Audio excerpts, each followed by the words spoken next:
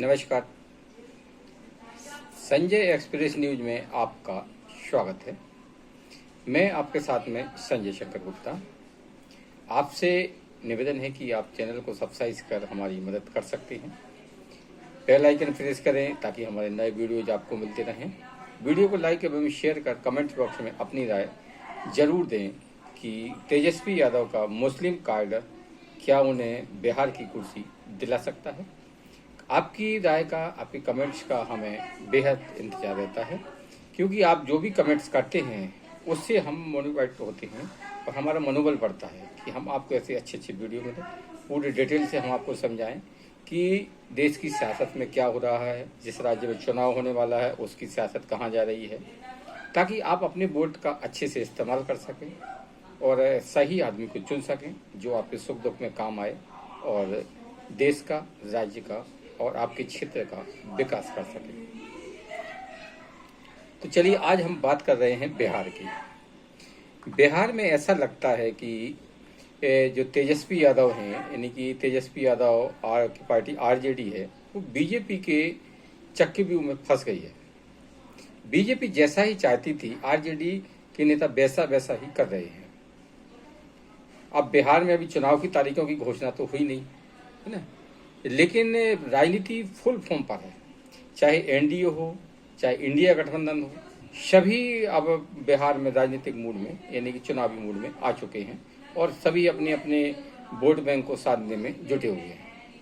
अब सबसे ज़्यादा बात करते हैं पहले आरजेडी की।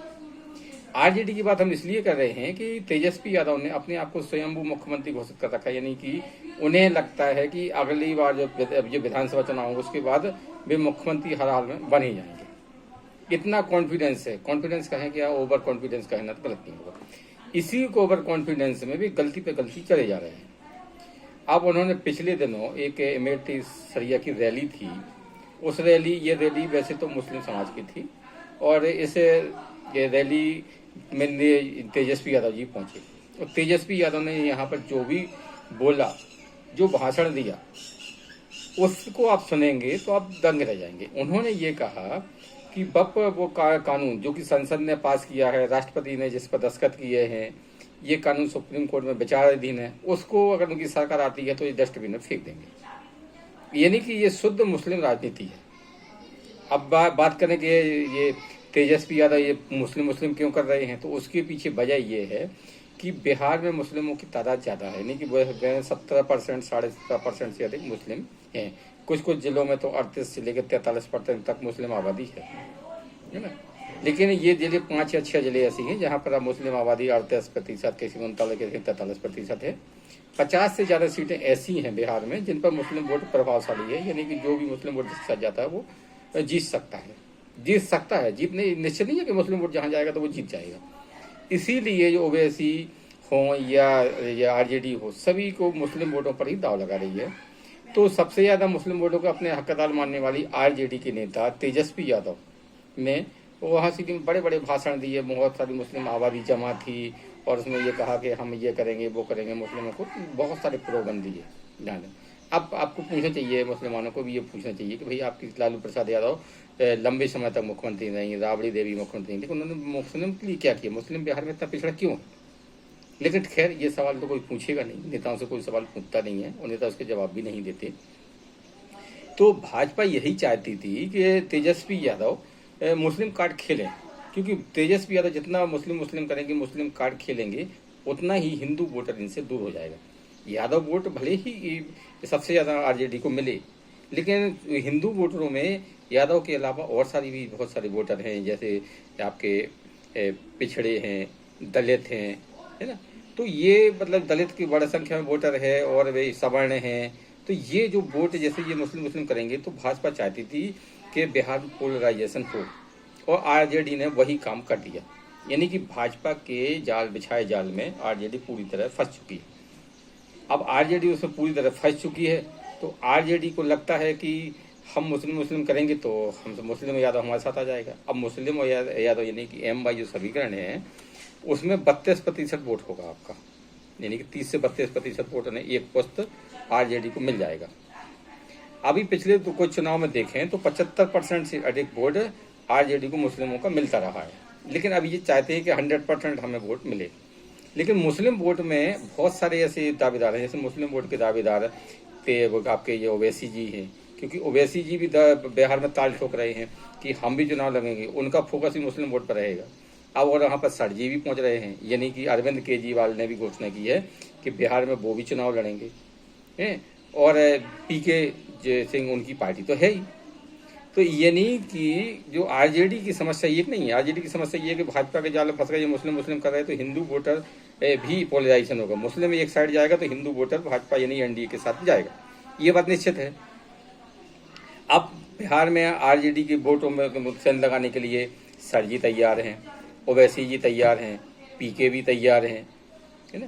तो ये सभी जो है ये अपने आप को सेकुलर दल कहते हैं, और सेकुलर दल का निशाना कहाँ होता है? मुस्लिम वोट। तो ये सभी सेकुलर दल आरजेडी के खेल खराब करेंगे, इतना तय है। अब आरजेडी सरजी यानी कि अरविंद केजरीवाल की आप पार्टी को तो सीटें देने से रही नहीं, कोई भी सीट नहीं देगी, लेकिन सरजी ने ठान रखा है कि हम बिहार में चुनाव लड़ेंगे, और बिहार में चुनाव लड़ेंगे तो नुकसान किसका करेंगे? तेजस्वी यादव को करेंगे। अब ओवैसी भी बिहार में चुनाव लड़ेंगे, तो ओवैसी का भी स्टेटमेंट आ गया कि उन्होंने ये कहा है कि मुस्लिम चादर ही बिछाते रहेंगे, यानी कि अब ओवैसी भी ताल ठोक रहे हैं कि वे मुस्लिम हैं तो इसलिए मुस्लिम को उनको वोट देना चाहिए, उनकी पार्टी भी चुनाव लड़ेगी, है ना। तो आरजेडी का खेल ये बहुत सारे लोग खराब करेंगे, इसमें कोई राय नहीं है, और बाकी जो खेल खराब कर रहे हैं वो आरजेडी खुद खराब कर रही है। आरजेडी ने जिस तरह से वहाँ पर भाषण दिया, उससे जो हिंदू वोटर है आरजेडी खेमे में, तब वो भी डर गया, और वो डर की वजह से अब वो एनडीए खेमे में आ जाएगा। पिछले काफी समय से ये 75% मुस्लिम वोट लेकर भी सत्ता में नहीं आ पाए, यानी कि 25 साल से नीतीश कुमार सत्ता में है। ये भले ही है कि नीतीश कुमार पलटी मार जाते थे, कभी आरजेडी के साथ चले जाते, कभी भाजपा के साथ आ जाते थे, लेकिन आरजेडी की सीधी सीधी सरकार तो बिहार में बन ही नहीं पाई है। अब भाजपा की बात करें तो भाजपा भी चाहती है कि मुस्लिम वोटों में बंटवारा हो, तो जो पसमानदा मुसलमान हैं भाजपा उनमें सेंधमारी में जुटी हुई है।